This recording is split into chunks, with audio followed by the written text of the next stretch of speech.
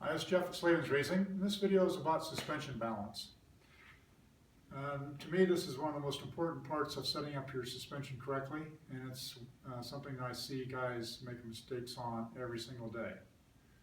So let's define what suspension balance is first, because I think guys get confused about that. And that is having the front forks and the rear shock work in harmony, to where the bike moves on a level plane up when it's going up and down. So when you're going down the trail, the bike should stay fairly level. It shouldn't be high in the back or low in the back. It needs to be working on a pretty level plane. And of course, when you're going uphill, the bike's going to squat. And when you're going downhill, the bike's going to get low in the front. But if it gets extremely low in the front or extremely low in the back, those are also indicators of it's out of balance. And so what guys typically do to create an imbalance situation is, the call that I get all day, every day is, you know, I've got a PTM 500 and I weigh 250 pounds, and what shock spring do you think I should buy? Well, so I always ask them, well, how about the forks? You want to keep the bike in balance and change those as well, those fork springs? No, the forks work pretty good.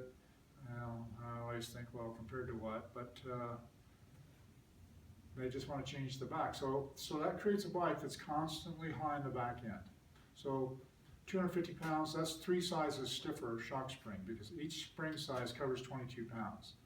And the stock springs are designed for 165 to 187 pound rider on all KTM brands. And when I say KTM brands, I mean KTM, the new Huskies, and Husabergs. Those are all made at the KTM factory. They're all basically KTMs, and they all use the same guidelines.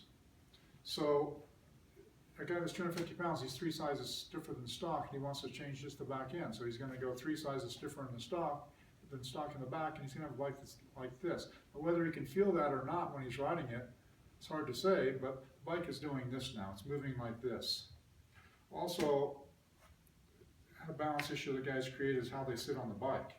You know, if you sit back here, you're never going to have a bike in balance.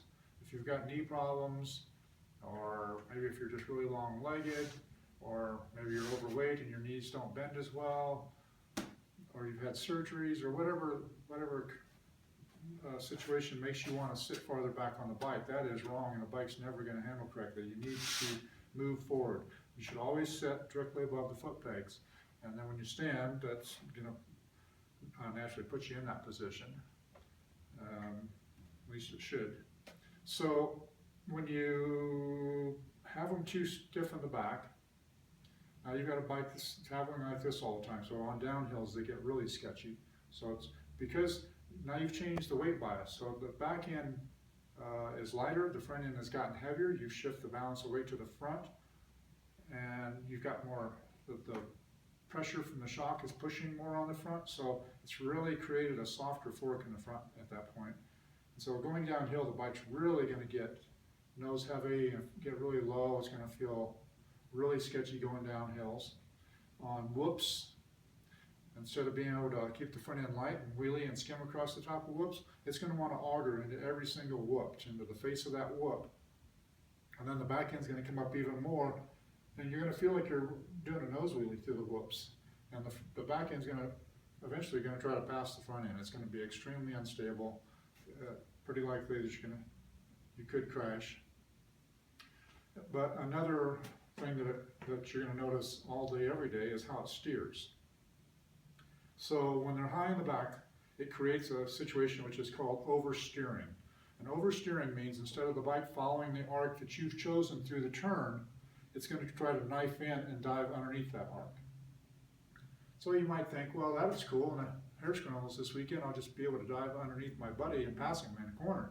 Well, no, it's not a stable feel, it's not confidence-inspiring feel. It's twitchy, it's going to have a twitchy feel, a nervous feel, and then you're constantly going to have to try to correct it. So you've chosen a certain line, but the bike wants to go under. It's going to constantly want to go under, so you're going to constantly have to correct it back to where you want it to go. And you're going to do that all day, every day. It's not confidence inspiring. It does not make the bike fun to ride, and I highly recommend that you don't do that. You know, the opposite of that is a bike that's low on the back. When you've got too soft of a spring there or too stiff of springs in the front to where the bike's low on the back, I don't see that nearly as often. That's fairly uncommon. Because then the bike would want to understeer. And that means you've chosen that same arc through the corner, but the bike wants to drift to the outside of the corner. And the front end constantly wants to push to the outside or slide to the outside, and it does not have a planted and stable feel. You can also get these same feelings just by having your preload set wrong on your shock, even if you have the correct spring rates. And so if you feel like you've got the correct spring rates and your bike is twitchy or oversteers or understeers, then adjust your preload accordingly, back it off or increase it to make it handle one way or the other.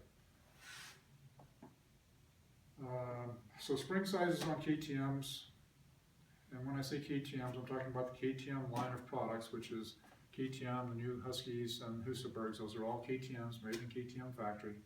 They all follow the same guidelines. Spring rates, or the stock spring rates, are designed for 165 to 187 pound rider. That's without gear. KTM realizes that you wear gear, and they know that you're not riding naked, and we don't need to get that visual going. But if you carry a lot of gear, I've got one friend who carries everything but the kitchen sink with him. He's got a 50-pound backpack and a fanny pack and stuff strapped on his bike. For those riders, you need to make some additional compensation for that. But if you've just got, boots, helmet, jacket, water pack, well then use the base numbers in KTM. So that 165 to 187 pound range is the baseline, and then every 22 pounds above or below that is a different size. I hope that helps you. You're always welcome to drop me an email, info@slavensracing.com.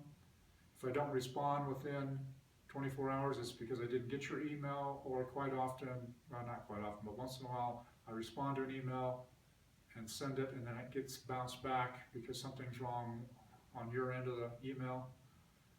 And I do answer my emails. I work constantly answering emails. I'm up early in the morning, I'm up late at night answering emails. So if you didn't get a response from it, it's more than likely because I didn't get it, or maybe you had a subject line that sounded like spam and I deleted it. So put a very clear subject line in there of suspension help or something like that, to where I know it's motorcycle related. Otherwise it might get deleted. I suppose sometimes maybe my spam filter kicks some things over into there, but also we have a phone that works, and we're here from 9 to 5:30 every day during the week, Monday through Friday, Mountain Standard Time. And I am one of the very few companies on this planet where you can actually talk to somebody who is experienced. I do answer phone calls. You quite often might have to leave a message, and I do return them. And if I forget to return your call, please call me back. Sometimes I get a little overwhelmed with calls and emails, but I do my best to answer them, and if you need help, drop us a line or give us a call. We have the largest selection of KTM product springs on the planet. We have a huge, huge selection of them, so we can fill your needs. Thank you.